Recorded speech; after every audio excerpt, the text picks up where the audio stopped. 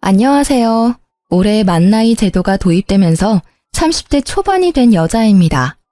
물론 30대 중반에 걸쳐져 있다가 초반으로 내려가는 게 무슨 의미가 있냐 싶겠지만 무언가 다시 시작할 수 있게 된 그런 기분이랄까요? 왜냐면 제가 이혼을 한번 했거든요. 물론 시원하게 잊고 새 출발할 생각이긴 했는데 나이까지 젊어지니까 더 많은 걸 할 수 있을 것 같더라고요. 그래서 새 출발은 바로 여기서 제 이야기를 풀어놓는 걸로 출발하려 합니다. 저희 부모님 세대야 결혼하면 시집살이 남자가 갑이고 여자는 을이라는 제도가 심했잖아요. 하지만 요즘 사람들이 그러나요? 내가 불리하고 내가 당하는 걸 가만히 참고 있지 않죠. 저도 그랬어요. 괜찮은 남자인 줄 알고 결혼했더니 똥 밟은 거나 다름없었거든요. 그래서 피도 눈물도 없이 제가 당한 만큼 갚아주고 이혼하고 나서도 계속 지옥을 맛보게 해줬어요. 제가 무슨 일을 당했고 어떻게 대갚아줬는지 궁금하시다면 지금부터 집중해주세요. 서진 씨는 언제부터 재테크에 관심이 있었어요? 저희 스터디 모임 사람들 중에서도 서진 씨가 제일 잘 아시는 것 같아서요. 저는 시작한 지 얼마 안 돼서 조금 어렵더라고요. 저는 대학생 때 주식부터 조금씩 시작했어요. 부모님의 가정교육을 그대로 물려받았거든요. 그래서 어릴 때부터 재테크에는 계속 관심이 있었던 것 같아요. 취직하고는 부동산 경매나 매매도 한번 시도해봤고요. 우와, 정말 대단하세요. 그러면 서진 씨, 혹시 저도 서진 씨 옆에 있으면 서진 씨처럼 될 수 있나요? 몇 가지 물어보고 싶은 게 있는데 시간 되시면 언제 밥 한 끼 같이 먹어요. 제가 살게요. 남편과 저는 부동산 스터디 모임에서 처음 만났어요. 친정 부모님이 재테크로 빛을 본 사람들 중 하나였고요. 그 피를 물려받아서 그랬는지는 몰라도 저도 재테크에 관심이 워낙 많았죠. 보는 눈도 남달랐고요.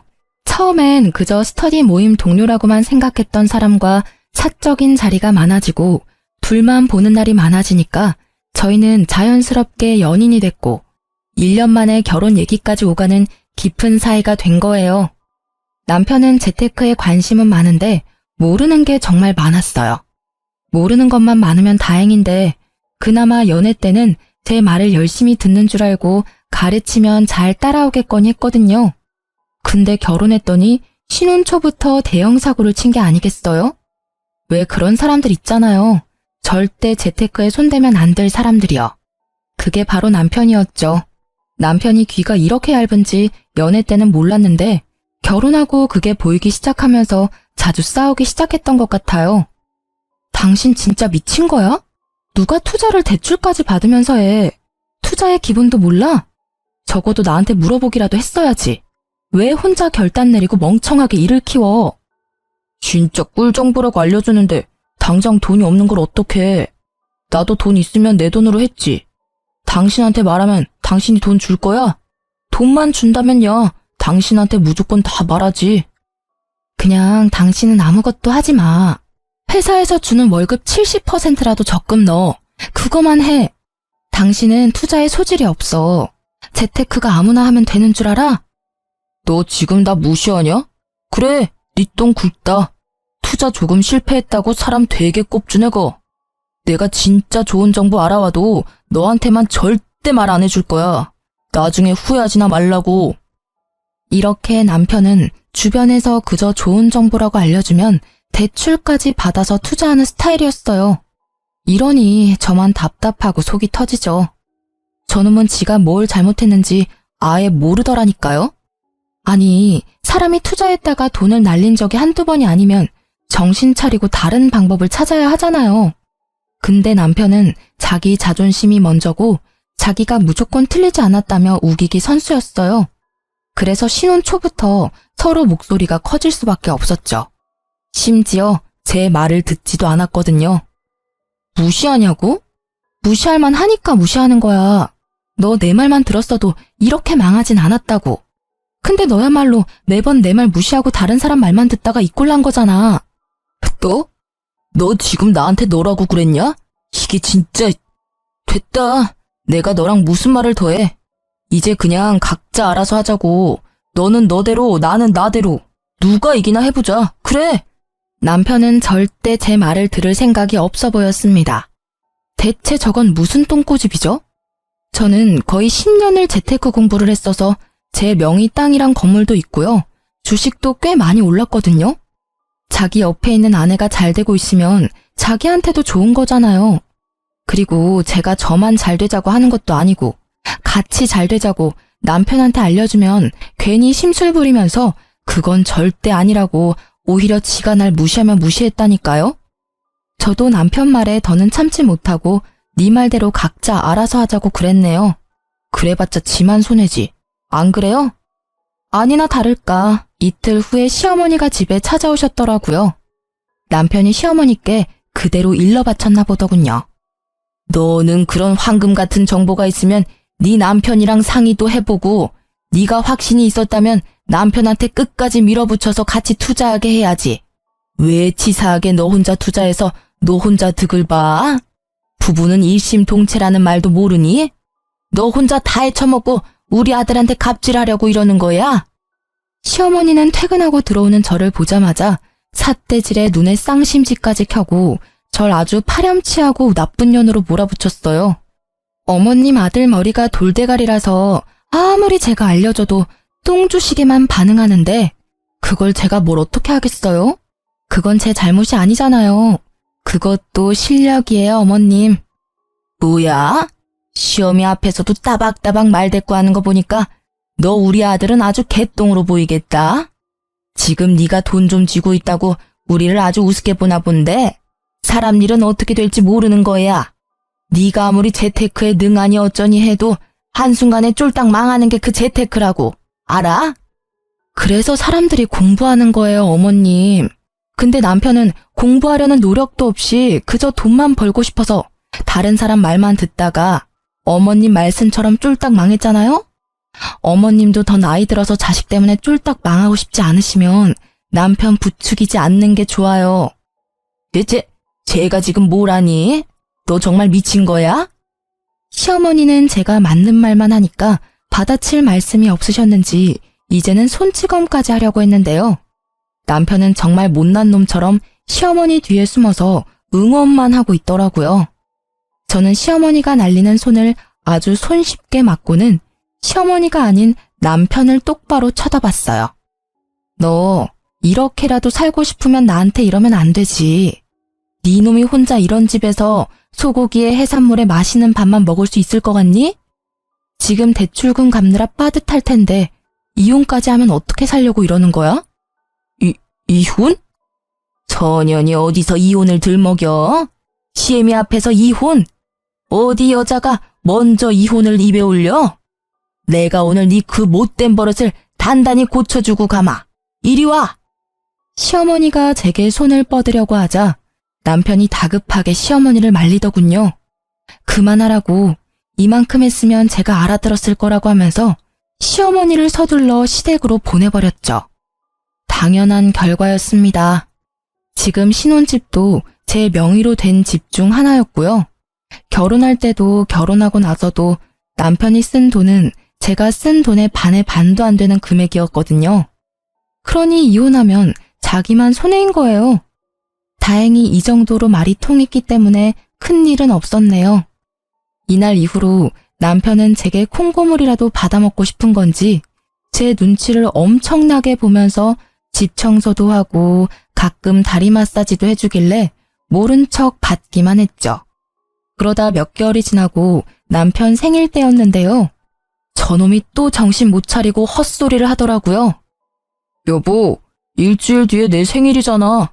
나 생일 선물로 외제차 뽑아줘. 싫어. 외제차는 무슨 외제차야. 지금 있는 차나 잘 타고 다녀. 회사 사람들은 다 외제차 타고 출근하는데 나 혼자 국산차 타고 출근하니까 가오가 떨어지잖아. 당신은 남편이 국산차 타고 다니면 부끄럽지도 않아? 남편 기 한번 살려달라는 게 그렇게 어렵냐? 그렇게 외제차가 타고 싶으면 네가 열심히 돈 벌어서 네가 사던가. 내가 네 물주야? 당신은 나한테 돈 얘기 말고는 할 얘기가 없어. 말 나온 김에 당신 투자 어디 했는지 확인 좀 해야겠어. 남편은 제가 본인 투자 목록을 확인하는 걸 매우 싫어했어요. 가끔 남편이 귀찮게 굴 때면 파리 쫓듯이 쫓아내려고 일부러 투자 목록을 보여달라고 했습니다. 그러자 남편이 씩씩대면서 작은 방으로 가버리더군요. 근데 이놈이 또 지 엄마한테 일러 바쳤는지 시어머니한테서 전화가 왔는데요. 예, 곧 우리 아들 생일인데 선물은 뭐 해주기로 했니? 생각한 게 따로 있는 거야? 아니요, 아직 시간이 조금 남아서 따로 생각한 선물은 없어요. 왜요? 잘 됐네. 그러면 우리 아들 그 차 한 대만 뽑아줘라. 얘가 요즘 통 기운이 없더라고. 네가 생일 선물로 외제차 하나 뽑아주면 너도 주변에서 사모 소리 듣고 얼마나 좋니? 이런 게 상부상조 아니겠어? 내가 봐놓은 차가 있는데. 어머님, 그런 거 선물이라고 막 사주면 버릇만 나빠져요. 본인이 그렇게 좋은 차 타고 싶으면 차주 먼저 좋은 사람이 돼야 하지 않겠어요?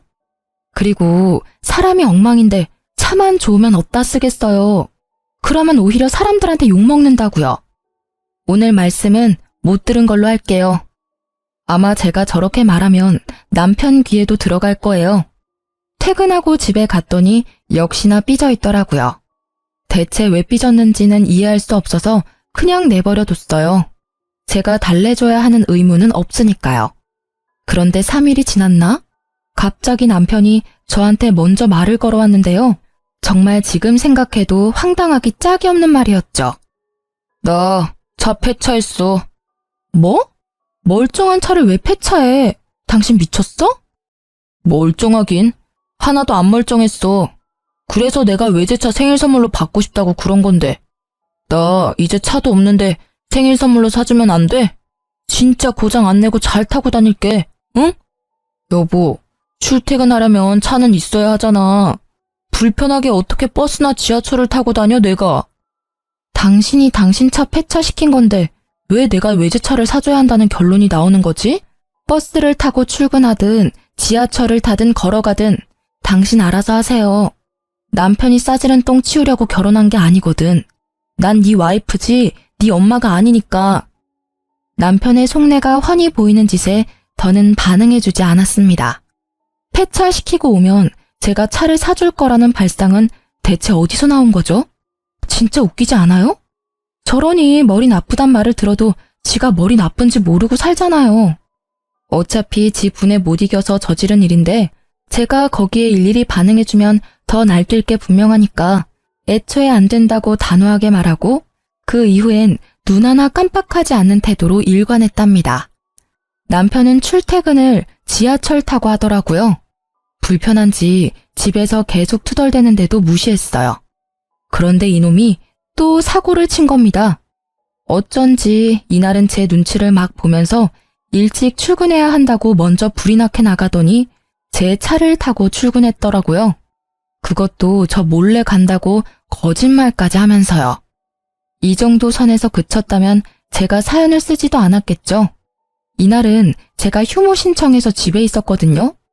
남편이 퇴근하고 와서도 몰랐어요. 제가 차가 망가진 걸 안 건 바로 다음날 출근할 때였습니다. 저는 누가 제 차를 박은 줄 알고 바로 블랙박스를 확인했는데요. 근데 웬걸 범인이 남편이더군요. 일단 사진을 찍어두고 택시 타고 출근했네요. 도무지 일이 손에 안 잡혀서 반차 내고 집에 돌아갔죠. 남편이 퇴근하고 오자마자 핸드폰으로 찍은 사진을 얼굴 앞에 들이밀면서 따져 물었어요. 미쳤어? 이제 내 차도 폐차시키려고 작정한 거야? 너 이거 어쩔 거야? 어쩔 거냐고. 나 아니야. 내가 했다는 증거 있어?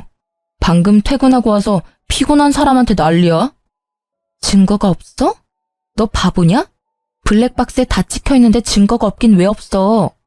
대체 내 차로 뭘 한 거야? 뭘 했길래 사이드 미러는 덜렁거리고 차 문이 다 긁혀있냐고. 나도 억울해. 주차장에 좋은 자리가 거기 한 군데였는데 그 옆에 어떤 놈이 주차를 역같이 해놨잖아. 그래도 어떡해. 주차는 해야지.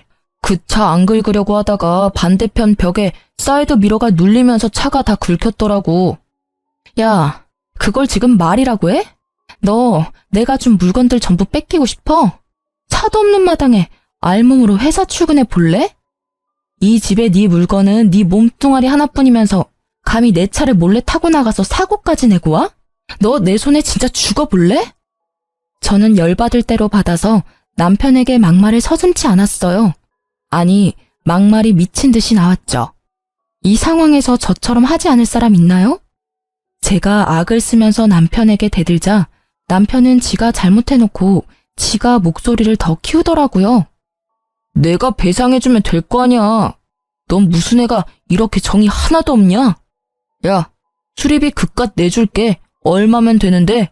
3만 원? 5만 원? 자자, 먹고 떨어져라. 남편은 5만 원까지 불러놓고 10,000원짜리 3장을 던져주고는 작은 방으로 들어가 버렸어요. 자기가 먼저 수리비 내준다고 했으니까 저는 바닥에 떨어진 돈은 줍지도 않고 다음날 바로 수리점에 갔습니다. 수리비 견적서까지 뽑아서 남편에게 가지고 갔죠. 남편이 하나 간과한 사실이 뭔 줄 아세요? 바로 제 차는 외제차라서 수리비가 어마어마하게 나온다는 거예요. 진짜 멍청이라니까요. 아직도 삐져서 작은 방에 숨어있는 남편을 불러냈고 견적서를 보여주었습니다. 수리비 준다며? 내놔. 견적서에 적힌 금액 보이지? 뭐 3만 원? 5만 원? 참나. 그 돈으론 내 차 바퀴에 공기도 못 넣어. 그니까 얼른 수리비 내놔. 300만 원? 무슨 수리비가 300만 원이 나와? 너 나한테 바가지 씌우는 거 아니냐? 있는 년들이 더한다더니 대출금도 같이 안 갚아주면서 그깟 사이드미러 하나 박살났다고 300만 원? 하하, 야, 지나가던 개도 웃겠다. 인터넷에 검색해서 뽑아왔냐? 사람을 속이려면 제대로 속여야지. 이렇게 허술하게 하면 어디 속는 척이라도 하겠냐? 너야말로 정신승리 그만하고 못 믿겠으면 같이 가. 수리점에 가서 물어보자고. 이 견적서가 가짜인지 진짜인지. 진짜인 거 확인하면 당신 300만 원 무조건 내놔. 알겠어? 남편은 제가 진짜로 견적서를 위조해서 가져왔다고 생각하는 건지 실실 웃으면서 따라 나오더군요. 택시 타고 수리점에 도착할 때까지 나불대더니 수리점에서 톡톡히 알려주자 남편 얼굴이 사색이 됐죠. 여보, 내가 미안해. 난 수리비가 이렇게까지 나올 줄 정말 몰랐어. 진짜야. 나 돈 없는 거 당신이 제일 잘 알잖아. 나한테 300만 원이 어딨다고 수리비를 진짜 받으려고 그래. 한 번만 용서해주라. 돈 말고 내가 다른 걸로 갚을게. 당신 말대로 대출금도 아직 남았단 말이야. 남편은 갑자기 제 앞에 무릎을 꿇더니 싹싹 빌면서 자기는 돈이 없다고 하는 거예요. 하지만 남편이 돈이 없는 것과 제 차를 망가뜨린 건 별개의 문제잖아요. 제가 남편이 저렇게 무릎 꿇고 빈다고 해도 받아주고 말고는 제 결정권이니까요. 수리비 300만 원 줄래? 나한테서 받은 물건 다 내놓을래? 수리비 300만 원 줄래? 너네 엄마 집으로 쫓겨날래? 수리비 300만 원 내놓을래? 아니면 이혼할래?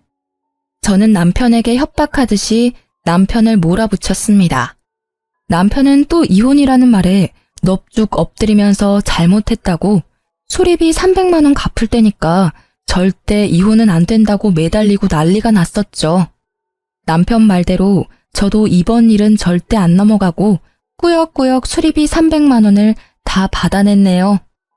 당신 정말 독하다. 그래도 내가 당신 남편인데 어떻게 100원도 안 깎아주고 수리비 300만 원을 다 받아가? 당신 그렇게 돈에 집착하다가 돈 때문에 망하는 수가 있다고. 적어도 당신보단 평생 잘 먹고 잘 살 것 같은데? 내 걱정은 고마운데 당신 앞날부터 걱정하는 게 어때? 당신도 몇 년 지나면 어머님 노후 잘 지낼 수 있게 용돈도 챙겨드려야 하잖아. 안 그래? 남편은 제 말에 얼굴이 시뻘개졌지만 맞는 말만 하는 저에게 아무런 대꾸도 못하고 씩씩대면서 집 밖으로 나가버렸어요. 그러게 매번 이기지도 못할 싸움을 왜 걸어오는지 모르겠더라니까요. 가만히 있어도 반은 간다는 말도 있는데 저놈은 그걸 왜 모르는 건지. 그래도 매번 제가 이기는 싸움이라 그나마 버티고 살았는데요. 남편과 이혼하게 된 사건은 지금부터 시작하니까 자리 비우시면 안 돼요? 제가 어느 순간부터 집에 있는 물건들 위치를 자꾸 잊어버리는 거예요. 제가 물건을 여기저기 옮기는 성격은 아닌데 이상했죠. 근데 또 신기한 건 남편에게 이게 어딨냐 저게 어딨냐 하면 남편은 귀찮아 하면서도 한 번에 다 찾아줬어요. 당신 요즘 왜 그래? 내가 물건을 쓰고 나면 제자리에 두라고 몇 번을 얘기해. 돈 관련된 일 아니면 다 필요 없다 이거야? 이런 것도 하나 관리 못하면서 돈 관리는 어떻게 하는 건지 참. 당신 내 성격 몰라? 나랑 몇 달째 같이 살면서 내가 물건들 막 어지르는 거 봤어? 분명히 출근 전에는 화장대 위에 있었는데 혹시 당신 내 화장품 써? 나 피부 예민해서 화장품 아무거나 못 쓰잖아. 의심할 걸 의심해라. 매번 일이 안 풀리면 전부 내 탓이지. 맞아요. 사실 남편이 결혼하고 사고를 하도 많이 쳐서 제가 무슨 일만 있으면 남편 탓을 한 건 맞는데요. 이번엔 진짜 아니었거든요. 심지어 남편에게만 이런 말을 들은 것도 아니어서 더 혼란스러웠죠. 다른 날에는 시어머니께서 전화가 왔는데 다짜고짜 저에게 언성을 버럭하시는 게 아니겠어요. 너 왜 안 오니? 내가 지금 몇 시간째 기다리고 있는데 왜 아무 소식이 없어? 네? 그게 무슨 말씀이세요? 제가 어머님 댁에 간다고 했나요? 너희 김치 다 먹었다고 해서 내가 가져가라고 했잖아. 근데 왜 여지껏 안 와?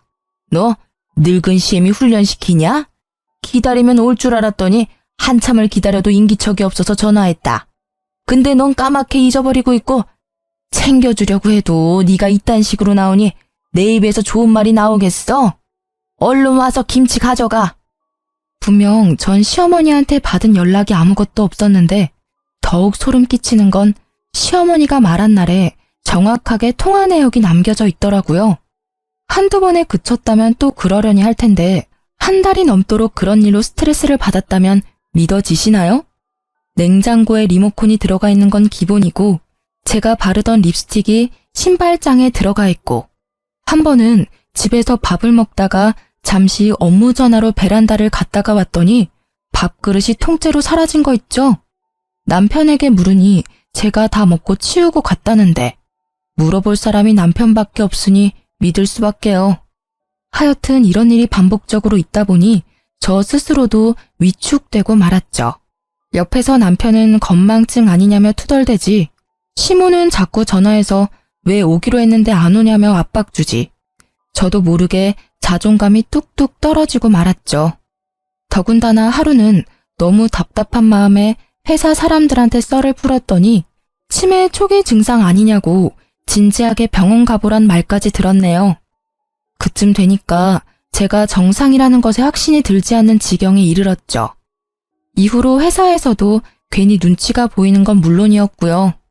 여보, 내가 요즘 정신이 진짜 이상해진 것 같아. 사람들 말로는 치매 초기 아니냐고 병원 가보래. 당신이 보기에도 내가 그렇게까지 심각해 보여? 나 진짜 병원 가서 검사라도 받아볼까? 치매는 무슨. 괜히 다른 사람 말에 휘둘리지 마. 치매 검사 비용이 한두 푼인 줄 알아? 당신 그 뭐냐? 최근에 회식 많이 하더니 술 때문에 그러는 거네. 그러니까 술을 좀 작작 마셔. 일주일에 두세 번꼴로 술을 마시는데 네 정신이 멀쩡한 날이 있겠냐? 저는 남편의 그럴싸한 말에 고개를 끄덕였죠. 당연히 저도 아직 젊으니까 치매는 아니라고 생각해서 병원까지는 가지 않았어요. 원래 크게 아픈 게 아니라면 병원을 잘 안 가는 성격이기도 했거든요. 며칠 뒤 시어머니께 전화가 와서 받았더니 대뜸 저에게 칭찬을 해주시는 거예요. 예, 너 정말 잘 생각했다. 진작 그랬으면 얼굴 붉힐 일도 덜했을 거 아니야. 그래도 생각보다 일찍 결정했으니 내 그건 칭찬하마. 이제야 나도 마음이 한결 놓이네. 네? 뭘 칭찬하신다는 거예요? 어머님, 전화 잘못 거신 것 같은데요. 잘못 걸기는 내 며느리한테 잘만 걸었구만. 네가 우리 아들한테 네가 가진 땅이랑 건물 두 채 그거 우리 아들 명의로 해주겠다고 했다면서. 그 말 듣고는 요 근래 근심 걱정이 싹 내려갔잖니. 어머님, 죄송하지만 저는 남편한테 그런 말 한 적 없어요. 남편이 그러던가요? 제가 제 땅이랑 건물을 자기 명의로 하게 해주겠다고? 어머님, 저 남편이랑 잠깐 통화 좀 할게요. 저는 시어머니 말씀에 어이가 없었어요.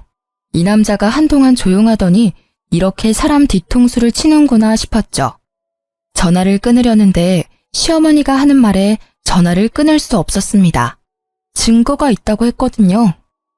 요즘 네가 자주 깜빡깜빡하더니 그래서 기억을 못하나 보네. 젊은 애가. 네가 우리 아들이랑 구두로 약속까지 다 했잖아. 아들이 녹음했다고 들려주던데. 기억 안 나면 너도 아들한테 연락해서 네가 직접 녹음한 거 들어봐라. 들으면 기억이 돌아올 수도 있잖니? 시어머니는 저를 안타깝게 여기는 듯이 혀를 끌끌 차면서 전화를 먼저 끊었어요. 도대체 이게 어떻게 된 일인지, 세상이 저를 상대로 몰래 카메라라도 찍는 건가? 하는 생각도 들었습니다. 너무 혼란스러워서 머리까지 아플 지경이었죠. 저는 시어머니 말대로 남편에게 물어보기로 했어요.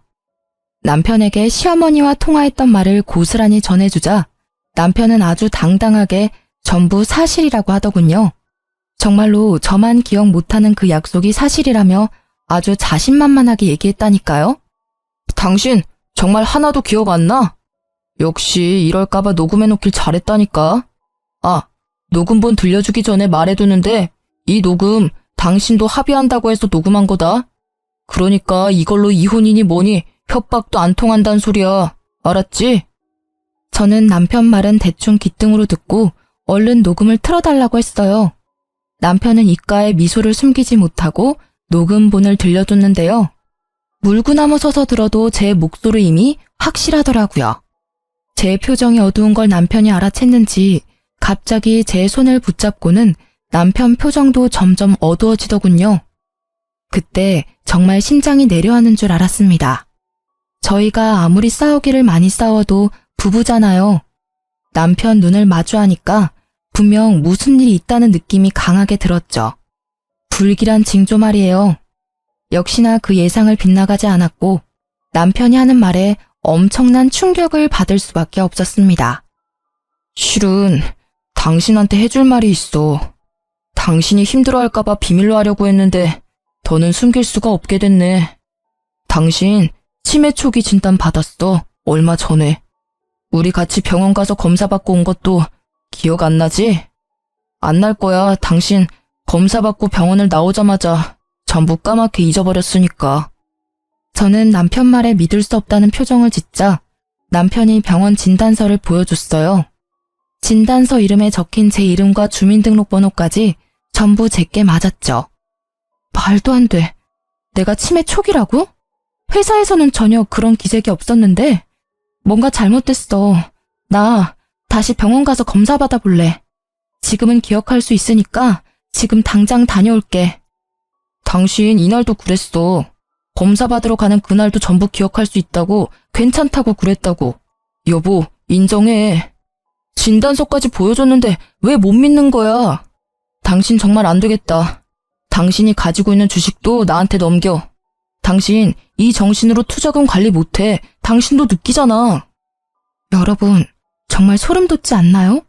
남편이 종일 저를 따라다니면서 제가 투자하고 있는 부동산에 주식까지 넘기라고 했습니다. 하지만 저는 수상해도 너무 수상하니까 소형 카메라를 사서 집안 이곳저곳을 설치하고 또 대학병원에 가서 진료도 보았습니다. 결과가 어땠냐고요? 당연히 정상이라고 나왔어요. 그럴 수밖에 없는 너무나도 당연한 결과였거든요. 그러면 남편이 준 진단서는 어떻게 된 건지 궁금하시죠? 저도 진단서 때문에 70%는 믿었는데요. 의사인 친구에게 보여주니 네, 한눈에 봐도 이건 조작된 진단서 같다고 하더라고요. 얼마나 든든했는지 몰라요. 남편은 제게 의사 친구가 있다는 걸 모르고 있었기에 이딴 허술한 진단서로 사기를 치려고 했던 거겠죠. 이제야 퍼즐이 딱딱 맞춰지더군요. 저는 치매가 아니었고 남편은 저를 치매로 만들기 위해서 일부러 집안 물건을 옮겨놓고 제가 깜빡한 것처럼 가스라이팅까지 하며 큰 그림을 그리고 있었어요. 느낌상 시어머니도 한패인 듯 했습니다. 그러니 제게 매번 전화해서 왜 안 오냐고 소리쳤겠죠. 남편이 씻을 때 핸드폰 비밀번호를 풀어서 제 목소리가 녹음된 음성 파일을 제 핸드폰에 전송하고 흔적은 모조리 지워놓았어요. 알아보니 음성 변조 어플로 변조한 제 목소리라더군요. 여보, 퇴근하고 변호사 사무실에서 보자. 당신한테 해주고 싶은 말이 있어. 이제 내 말 믿어주는 거야? 그래, 잘 생각했어. 너무 오래 고민해도 머리만 아프지. 나 곧 있으면 퇴근이니까 바로 변호사 사무실로 갈게. 참 여보, 인감도장 잊지 말고 꼭 챙겨와. 남편은 제 전화에 신이 나서 웃음을 숨기지 못하더라고요. 아주 자기가 사기꾼이라고 동네방네 소문내는 스타일이었죠. 아무튼 저는 진단서가 가짜라는 걸 밝혀준 의사 친구와 함께 변호사 사무실로 찾아갔습니다. 아유, 우리 아가 왔니? 오는 길 힘들진 않았고 정신도 온전치 못하면서 왜 따로 왔어? 우리 아들이 네 회사 앞으로 데리러 갈 수 있는데 그래도 잘 찾아왔으니 됐어. 그 정신으로 가지고 있는 재산 다 날리기 전에 얼른 우리 아들 명의로 바꾸자꾸나.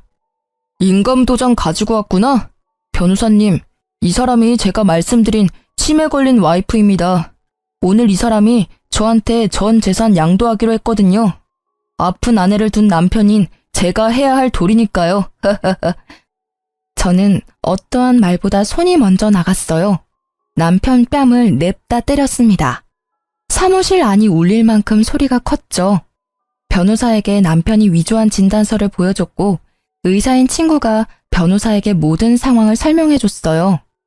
이건 제가 얼마 전 대학 병원에서 온갖 검사를 다 받은 진단서예요.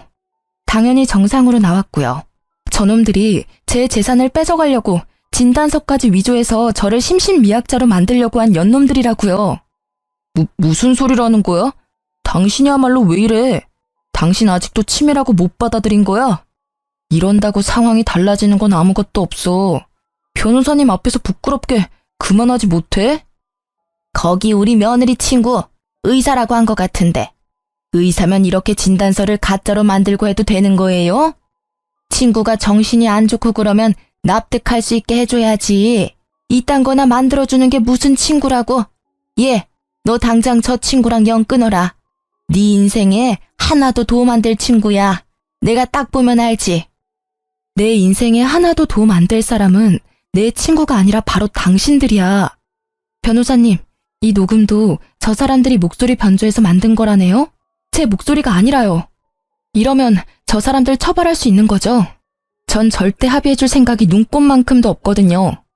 네, 허위로 작성했다는 사실이 밝혀진다면 허위 진단서 등 작성죄로 처벌할 수가 있죠. 그런데 친족 상도례라는 특례 제도가 있어서요. 고소하더라도 배우자 간 발생한 절도죄와 사기죄 등의 재산범죄에 대해선 형을 면제받을 수가 있거든요. 시어머니와 남편은 더욱 기세등등하게 나오더라고요. 저는 태블릿에 다운받아온 영상 하나를 보여주며 말했죠. 이걸로도 충분히 이혼 소송은 할 수 있지 않나요? 저 위자료도 청구하겠습니다. 저들이 저를 심신미약자로 만들고 제 돈까지 갈취하려 했던 시간에 대한 위자료요. 그건 제가 집 곳곳에 숨겨놓은 소형 카메라에 찍힌 영상인데요. 남편놈이 제가 썼던 물건을 곧바로 옮겨놓고는 뻔뻔하게 모르는 척하는 모습이 적나라하게 찍혀 있었죠.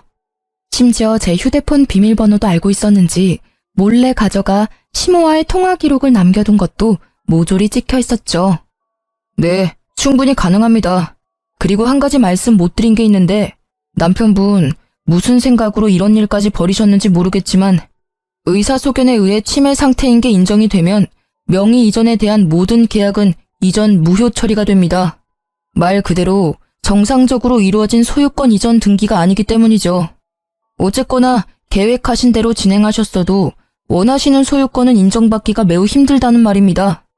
그리고 재산 관치를 목적으로 의사소견서를 허위 작성하셨으니 이혼 청구에 대한 아내분 소 제기는 충분히 가능한 일이죠.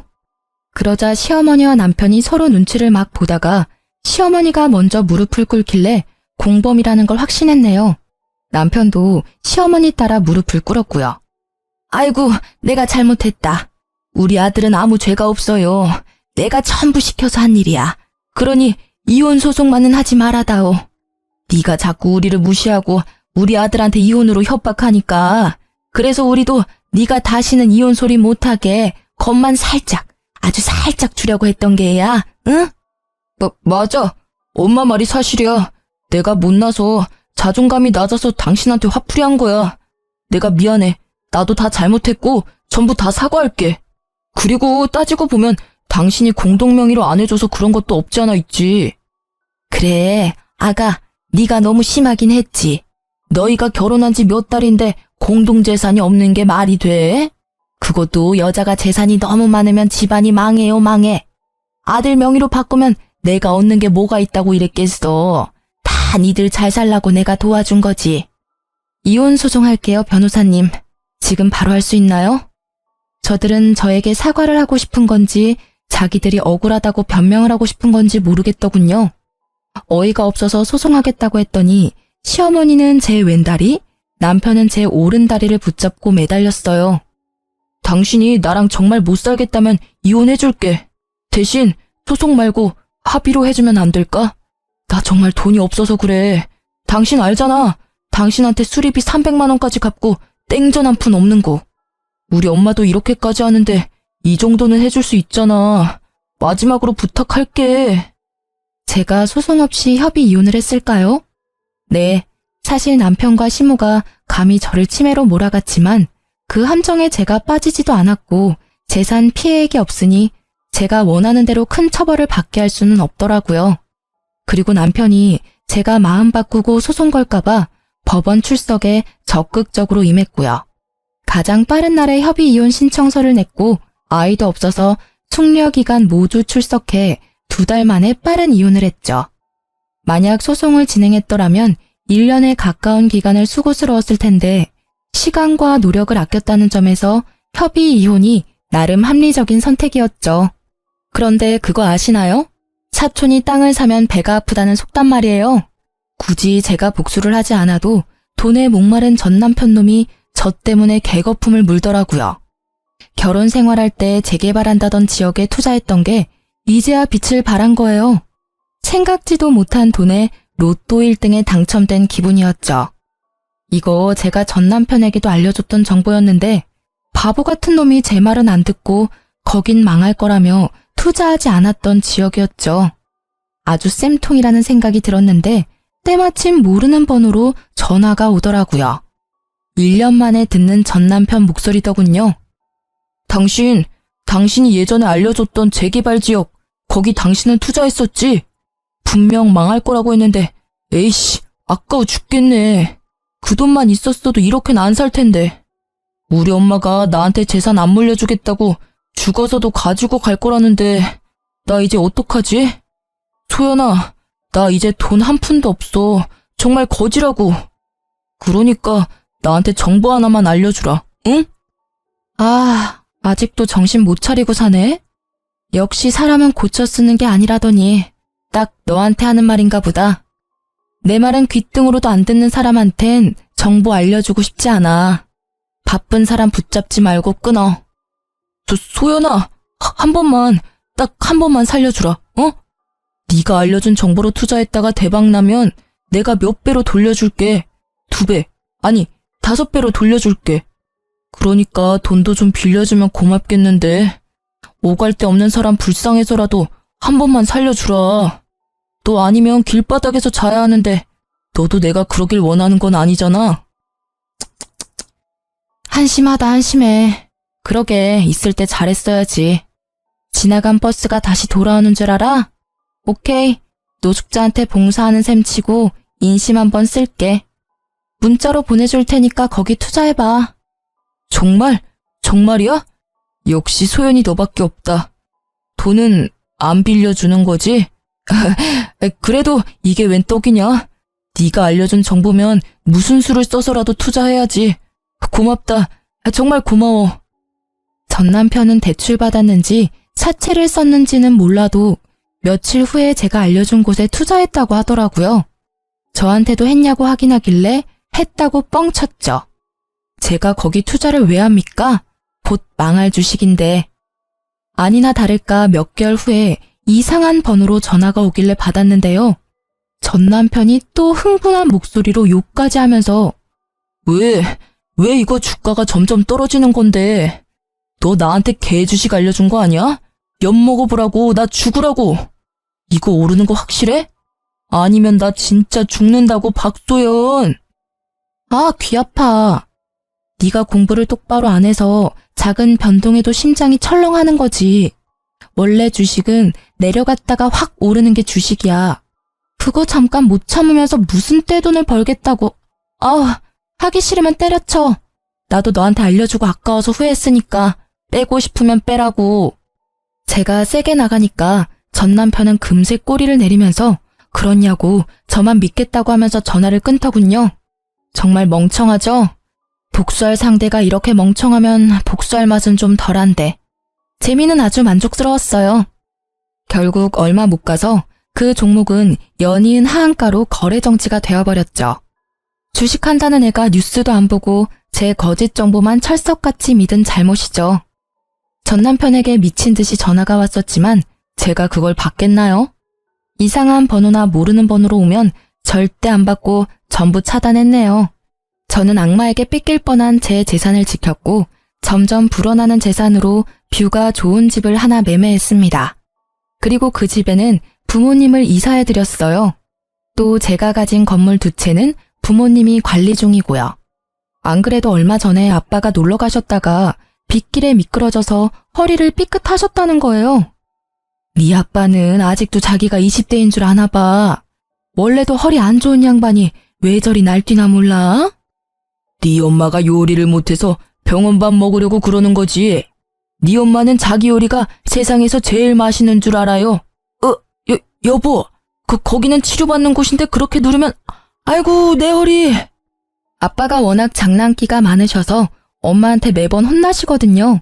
알면서 꼭 저러신다니까요. 그래도 꾸준히 치료받아서 지금은 많이 호전됐다고 들었어요. 아마 이번 주 내로 퇴원하신다고 하니까 아빠 퇴원하는 날에 가서 부모님이랑 맛있는 거 먹고 오랜만에 가족끼리 시간 좀 보내려고 합니다.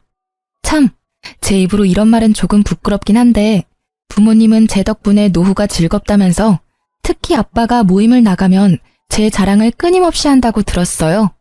엄마도 그 얘기를 해주는데 웃음이 끊이질 않더라고요. 부모님이 웃으시는 모습 보려고 자식인 저는 더더욱 돈을 열심히 벌고 모아야겠다는 생각이 들었네요. 저는 여전히 회사를 다니고 있고요. 달라진 점이 있다면 최근에 봉사와 기부를 열심히 하고 있어요.